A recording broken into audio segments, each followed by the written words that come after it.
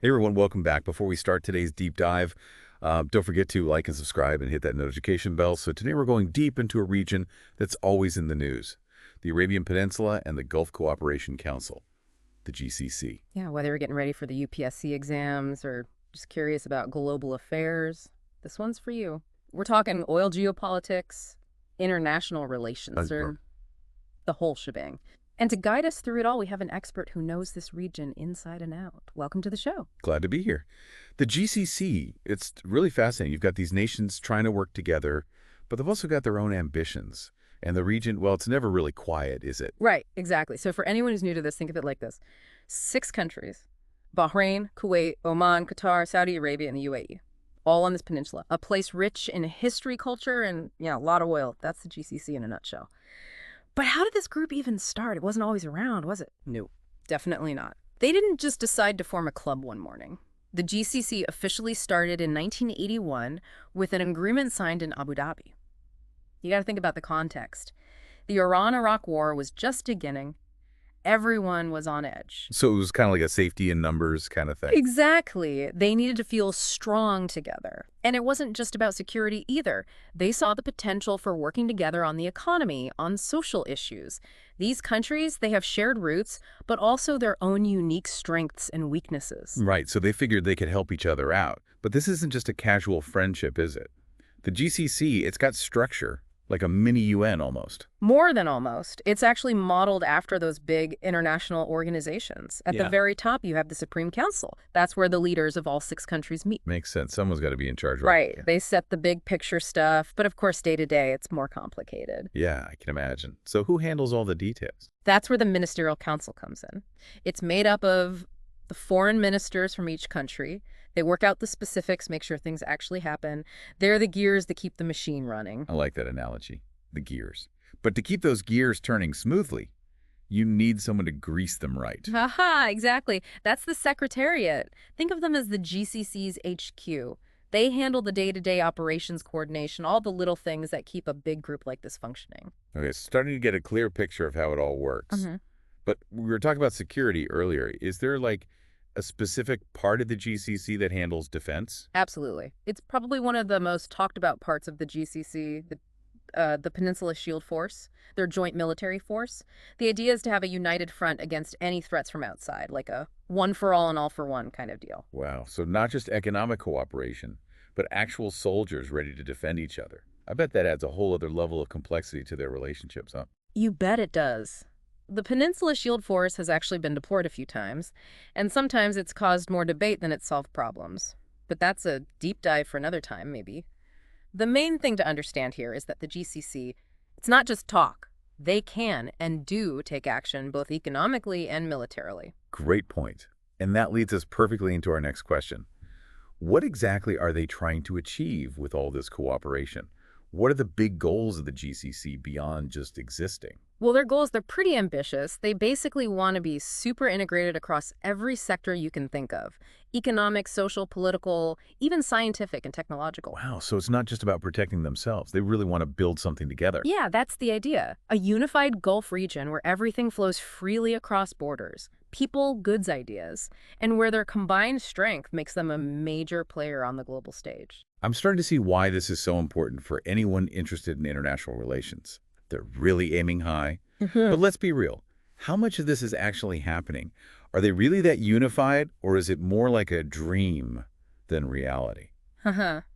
That's the big question, isn't it? Honestly, the GCC, it's kind of like a family. You have those close moments, but then you have conflict and rivalry too. And sometimes those tensions, well, they spill out into the open in a big way. Is that what happened with the Qatar crisis? I remember that. It was hard to miss, even for someone who's just starting to learn about the region. Exactly. Back in 2017, several GCC members, Saudi Arabia, the UAE, Bahrain, and Egypt, they all cut ties with Qatar. Full-on blockade. Land, sea, air. Oh, what blockade? What was that all about? They accuse Qatar of all sorts of things. Supporting terrorism, getting too friendly with Iran, basically not following the rules. So much for that unified Gulf, huh? Yeah, it definitely caused some problems, like I said, families fight. But this fight, it had global consequences. Think about it, Qatar. They're a huge gas exporter. Hmm. So this blockade messed up supply chains, travel, even separated families who were living in different countries. Yeah, that's crazy. It shows how connected this region is to the rest of the world. But what happened in the end? Did they ever work things out? Eventually, yeah, the blockade ended in 2021. But, there's still tension. It showed that even with shared goals, there's a lot of mistrust within the GCC. Old rivalries die hard. So even when you have so much in common, sometimes it's not enough. It's complicated. And the Qatar crisis, it also showed how much influence outside players have on the GCC. You mean like Iran? I know they're a major power in the region, and I've heard some GCC members are not too happy about their influence. To put it mildly, Iran and some GCC members, they've got a long history of tension. Different religious sects, different political views, and they're both competing for power in the region. So it's not just about disagreements within the GCC. It's also about how they deal with this other major player. Exactly. And to make things even more interesting, there's one GCC member that takes a very different approach to Iran. You're talking about Oman, right? They're known for being kind of neutral, like a mediator. Right. Unlike the others, Oman keeps the lines of communication open with Iran. They even have pretty good relations with them. They believe that talking and diplomacy are the best ways to keep things stable in the region, even with countries they disagree with. That's so different from the way some other GCC members act towards Iran. Does this cause problems within the group? It definitely adds to the complexity. Some GCC members look at Oman with suspicion, but it also gives Oman a special role, like a back channel, a way to talk to both sides. Like the good cop to everyone else's bad cop. I like that. And it shows something important about the GCC. They want to be unified, but they also have to deal with the fact that each member has its own interests and its own foreign policy. So it's a constant balancing act between wanting regional strength and needing to accommodate everyone's individual positions. Not an easy task. But speaking of individual interests, I'm curious about where India fits into all of this. So we were talking about India and their role in the Gulf. It seems like a pretty important relationship for both sides, right? Oh, absolutely. You can't really talk about one without the other.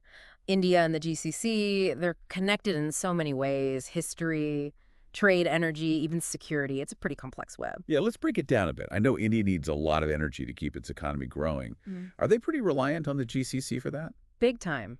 India is a huge energy consumer, and the GCC, well, they've got those vast oil and gas reserves, so it's a natural partnership. Right, a classic case of you scratch my back, I scratch yours. But it's more than just oil and gas, right? Way more. We're talking billions of dollars in trade between them. Everything from clothes and food to tech and infrastructure, and both sides are looking to do even more business together.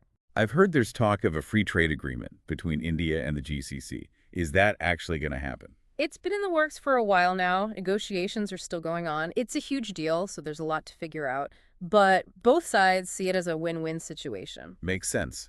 But let's not forget the strategic side of things. What about shared security interests? That's a big part of their relationship, too. Both India and the GCC, they want stability in the region. They're worried about terrorism, piracy, keeping the sea lanes safe, and they're both kind of wary of Iran's ambitions. So it's like they're on the same page when it comes to those threats. Not exactly an alliance, but definitely shared interests.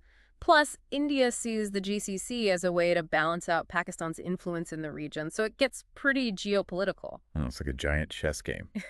But we've talked a lot about challenges today. Internal rivalries, external pressures.